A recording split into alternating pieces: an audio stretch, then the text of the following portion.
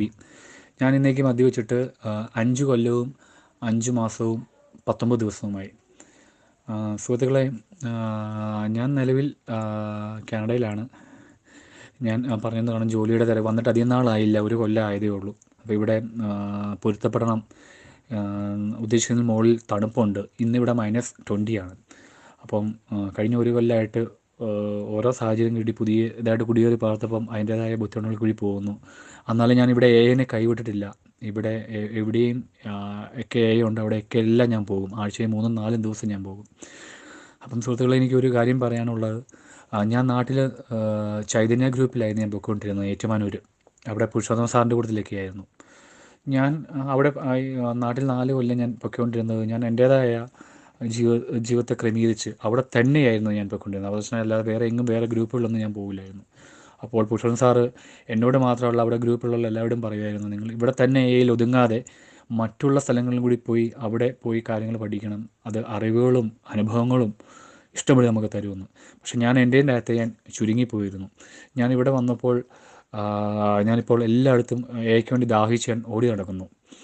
അപ്പോൾ പല ഗ്രൂപ്പുകളിൽ പോകുമ്പം എനിക്ക് പല കാര്യങ്ങളും മനസ്സിലാക്കാൻ പറ്റുന്നു. നമ്മുടെ നാട്ടിലത്തെ ആയിട്ട് ഇവിടുത്തെ എയും ഏകദേശമൊക്കെ തുല്യം തന്നെ. കൂടുതലും ഇവിടെ ബിഗ് ബുക്ക് സ്റ്റഡി, 12 പടികൾ, പാരമ്പര്യം, അതങ്ങൾ ഇച്ചിരി കൂടി വിപുലമായിട്ട് ഇവിടെ പഠനങ്ങളുണ്ട്. അപ്പോൾ സുഹൃത്തുക്കൾ, ഞാൻ വലിയൊരു കാഴ്ചപ്പാടിലേക്ക് ഇന്ന് ഞാൻ പോവുകയാണ്. ഇന്ന് ഞാൻ രാവിലെ മീറ്റിങ്ങിന് ഞാൻ പോയപ്പോൾ ഒരു പഞ്ചാബ് ദേശക്കാരൻ എൻ്റെ കൂട്ടത്തിലുണ്ടായിരുന്ന മൊത്തം ഇംഗ്ലീഷുകാരായിരുന്നു. കൂടാതെ ഒരു പഞ്ചാബ് ദേശക്കാരനും ഉണ്ടായിരുന്നു. അദ്ദേഹം ഇവിടെ വന്നിട്ട് 30 കൊല്ലത്തോളമായി. അടുത്ത ആഴ്ച അദ്ദേഹം ഡൈവേഴ്സിന് പോവുകയാണ്. കാരണം അദ്ദേഹം വൈഫുമായിട്ട് പ്രശ്നങ്ങളൊക്കെ ആയിട്ട്. അപ്പോൾ അദ്ദേഹം ട്രക്ക് ഡ്രൈവറായിരുന്നു. സ്വന്തമായിട്ട് വലിയ ട്രക്ക് ഉണ്ടായിരുന്നു. അത് വിറ്റു, വീട് വിറ്റു, എല്ലാം വിറ്റ് ഇപ്പം വഴിയിൽ നിന്ന് ആണ് ഭക്ഷണം കഴിക്കുന്നത്. പക്ഷേ പുള്ളിക്ക് പറ്റിയ തെറ്റ് എന്താണെന്ന് എന്നോട് ഷെയർ ചെയ്തപ്പോൾ ഞാൻ തിരിച്ച് അദ്ദേഹം എന്നോട് ചോദിച്ചു, എന്നെ ഒന്ന് ഒരു സ്ഥലം വരെ ഒന്ന് കൊണ്ടുപോയി വിടാവോ, മീറ്റിംഗ് കഴിഞ്ഞ് വന്നപ്പം. അപ്പം ഞാൻ പറഞ്ഞു കൊണ്ടുപോയി വിടാമെന്ന് പറഞ്ഞു. അങ്ങനെ അത് എങ്ങോട്ടാണ് പോയെന്ന് വെച്ചാൽ നമുക്ക് അത്ഭുതം തോന്നും. അദ്ദേഹത്തിന് ഭക്ഷണം കഴിക്കാൻ പൈസ ഇല്ലാഞ്ഞിട്ട് അദ്ദേഹം ഗുരുദ്വാര എന്ന് പറഞ്ഞ പഞ്ചാബുകളുടെ ഒരു പള്ളിയുണ്ട് ഇവിടെ ഞങ്ങളുടെ അടുത്ത്. അപ്പോൾ അവിടെ ഭക്ഷണം ഫ്രീ ആണ്.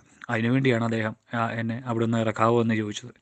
ഞാൻ അത് ഭയങ്കര ദുഃഖം വന്നുപോയി. കാരണം അദ്ദേഹത്തിന് പറ്റിയത് എന്താണെന്ന് വെച്ച് കഴിഞ്ഞാൽ, അദ്ദേഹം മീറ്റിങ്ങിനെ കുറിച്ച് വർഷങ്ങളായിട്ട് മനസ്സിലാക്കിയിരുന്നു. പക്ഷേ മീറ്റിംഗ് ഒന്ന് വരും, അതിനുശേഷം അത് ഡിസ്കണ്ടിന്യൂ ചെയ്യും, തുടർച്ച ഇല്ലാതെ പോയി. അങ്ങനെ പല തവണ പുള്ളി സോബറിൽ നിന്ന് പുള്ളി നിലകുത്തി വീണു. അപ്പം അതിനിടയ്ക്കാണ് അദ്ദേഹത്തിൻ്റെ കുടുംബം നഷ്ടപ്പെട്ടു പോയി, വണ്ടികൾ വിറ്റു, ലൈസൻസ് പോലും അദ്ദേഹത്തിന് റദ്ദാക്കി. ഇപ്പം പെരുവഴിയിലാണ് അദ്ദേഹം. അപ്പം ഞാൻ അദ്ദേഹത്തിൻ്റെ കാര്യം പറഞ്ഞത് നിങ്ങൾ തെറ്റിദ്ധരിക്കല്ല്. കാരണം അദ്ദേഹത്തിലൂടെ ഞാൻ എന്നെ കാണുകയായിരുന്നു. കാരണം ഞാനും ഇങ്ങനെയൊക്കെ ആയിരുന്നു. കാരണം ഇവിടെ വന്നപ്പോഴും ഇങ്ങനെയാകാം. കാരണം മീറ്റിങ്ങിന് പോയില്ല എന്നുണ്ടെങ്കിൽ ഞാനും കൈവിട്ട് പോയേനെ. കാരണം ഇവിടെ തണുപ്പ്, ദേശീയമുള്ള തണുപ്പ്, ജോലി കിട്ടാൻ എനിക്ക് 7-8 മാസത്തോളം എനിക്കെടുത്തു. അപ്പോൾ ഞാൻ മദ്യത്തിലാണ്. നമ്മളെല്ലാം ഓടി അപ്പം മദ്യത്തെ ആശ്രയിക്കുള്ളൂ. നമ്മൾ ദൈവത്തെ ആശ്രയിക്കുകയില്ല, ഒന്നും ആശ്രയിക്കില്ല. നമ്മൾ മദ്യമായിരുന്നു നമ്മുടെ എല്ലാം. പക്ഷേ ഞാനിവിടെ മുടങ്ങാതെ അതിനെല്ലാം ഞാൻ മീറ്റിങ്ങിന് മുടങ്ങാതെ ഞാൻ പോയി ഞാൻ പിടിച്ച് ഞാൻ നിന്നു. അപ്പം സുഹൃത്തുക്കളെ, എനിക്ക് പറയാനുള്ളത്, നിങ്ങൾ ഒരു ഗ്രൂപ്പായിട്ട് ഒതുങ്ങിക്കൂടല്. നിങ്ങളുടെ അടുത്തുള്ള സ്ഥലങ്ങളിൽ മറ്റുള്ള ഗ്രൂപ്പുകളിൽ പോകണം, അവിടെയും ഷെയർ ചെയ്യണം. അപ്പം കൂടുതൽ അറിവുകളും അനുഭവങ്ങളും പ്രതീക്ഷകളും നമുക്ക് കിട്ടും. ഞാൻ വീണ്ടും പറയുന്നു സുഹൃത്തുക്കളെ, പരമാവധി മറ്റുള്ള ഗ്രൂപ്പുകളും കൂടിയിലൊക്കെ പോവുകയാണെങ്കിൽ നല്ലതായിരിക്കും. താങ്ക് യു സുഹൃത്തുക്കളെ.